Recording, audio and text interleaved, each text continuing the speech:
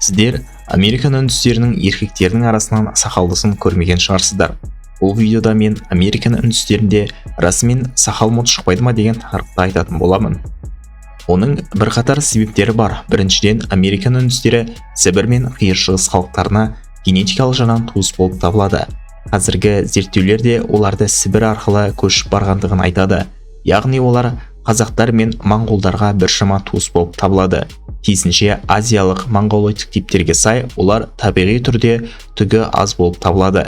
Екіншіден, Америка материгінің климаты қатты желді не суық болмай мамыражай жылы болуы бұндағы адамдарға қалың түкті болуды қажет етпеді. Үшіншіден, Американ үндістері сақал мұртты адамды ұсқынсыз нағыз еркек емес деп есептеді. Сол үшін олар балалары ержетіп енді ғана жаңадан сақал мұрты шыға бастағанда біздерге үйреншікті болған қыру арқылы емес, ұлудың қабыршағымен жұлып тастап отырған.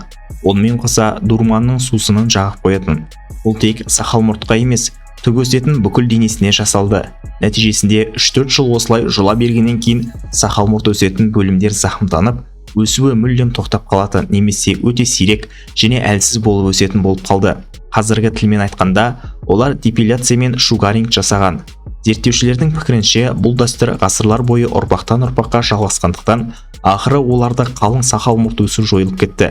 Американ үндістерімен кездескен алғашқы европалықтарды олардың еркектерінде мүлдем сақал өспеді деп сипаттады. Дегенмен олардың еркектері ұзын шаш өсіруді қолдады және ұзын шаш еркіндіктің белгісі деп санады.